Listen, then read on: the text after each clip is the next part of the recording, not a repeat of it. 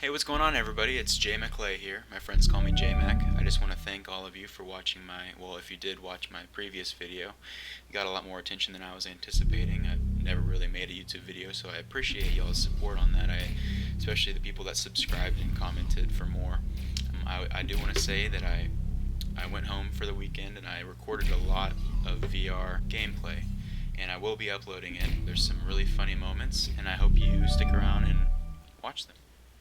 This gameplay is a game called Hollopoint, and essentially what happens is, if you've been watching, you can probably see there are cubes that spawn in random places in the building, and this building is almost sort of a Matrix. The fighting scene where Neo in the Matrix movies is learning jujitsu from Morpheus. This is it kind of looks similar. That's what it reminds me of, at least. And basically, the little cubes up there, you can see me shooting at them. They fire.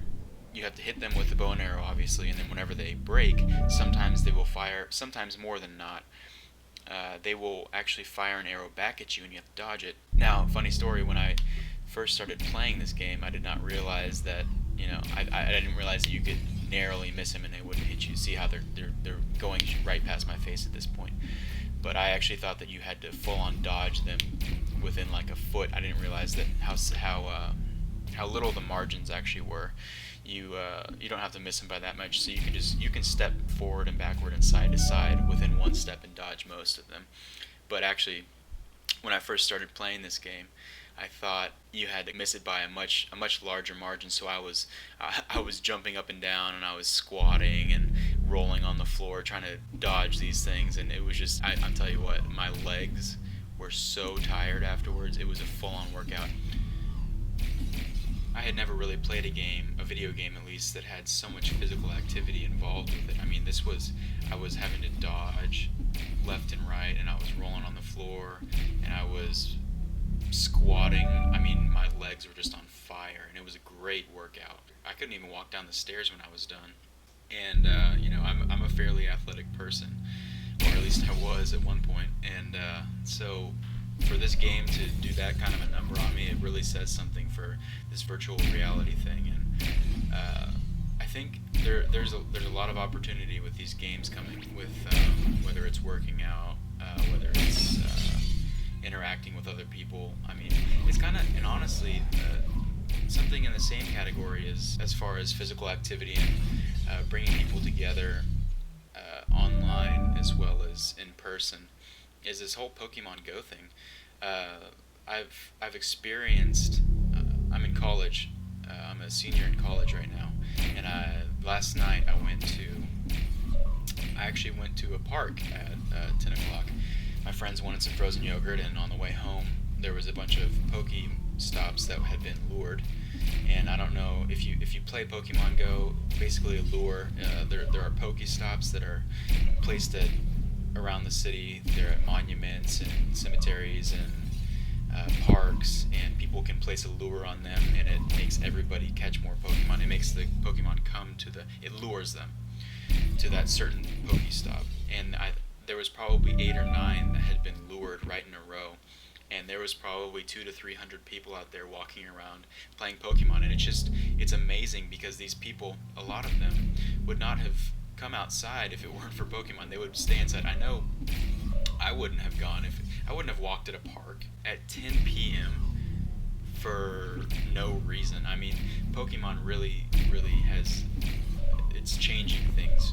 There's so many people playing it. It's absolutely ridiculous, and it's not just nerdy people like me. All different types of people are being represented by this. I mean, you see guys that play sports, guys who never leave their room, and then also girls. Girls are getting involved with it, which I never realized how many girl gamers there actually are. There are a ton of girl gamers out there. I'd never realized. I always thought it was, a bunch of nerdy guys sitting in the room playing Pokemon, or, because I'm one of those guys, and I never really experienced. I never went to school with anybody that any women that were into Pokemon. Like, I've seen some of these girls, and there's probably also some form of them being associated to Pokemon through their guy friends, or but it's also the other way around. Some guys probably have started playing this because there are girls that are also playing it, and so they pick up interest in it, and I just think it's really cool.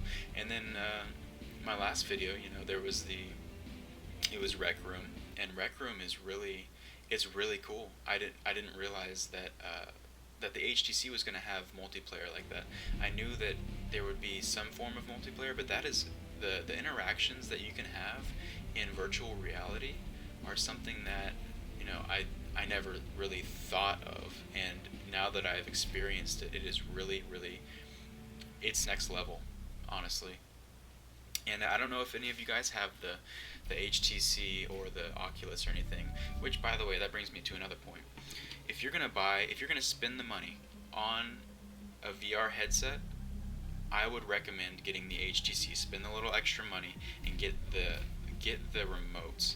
The remotes, and this is not a sponsor, obviously. I'm not sponsored, but the remote controls make all the difference. If you have the Oculus without the remote controls, it is honestly boring. I've played games where you just look around and it's boring.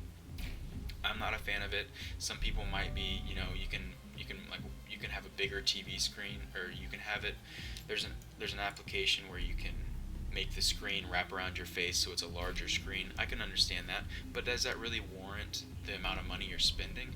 Now, I understand Oculus is going to release controllers, but that's in the distant future. They're working on them right now, and my game just froze. So that's one of the downsides to this new technology, is there's a lot of bugs. You have to start the game over a lot. You have to restart the headset. The sensors, everything works good, but if you mess with it, it can really get frustrating and irritating. You have to do a lot of troubleshooting yourself also, because there's not any, since it's such a new technology, there's not a bunch of YouTube videos out there explaining how to set this stuff up. There's not a bunch of YouTube videos explaining how to fix certain things that mess up. But to get back to this game, I would really recommend it. It is one of the more fun games that I've played. It's probably the second most fun game that I've played. I would put it behind The Lab. The Lab is a really good game.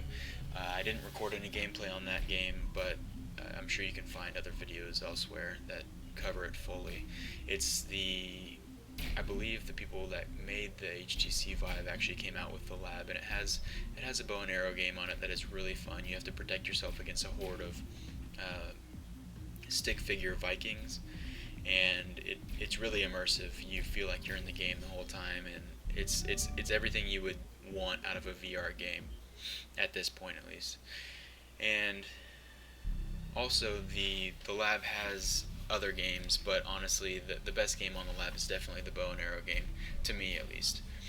The bow and arrow games seem to be really popular, and it's understandable why, because you have two sticks and obviously two hands to use a bow, and it just feels right whenever you're using. Oh, I guess it's an overhead view.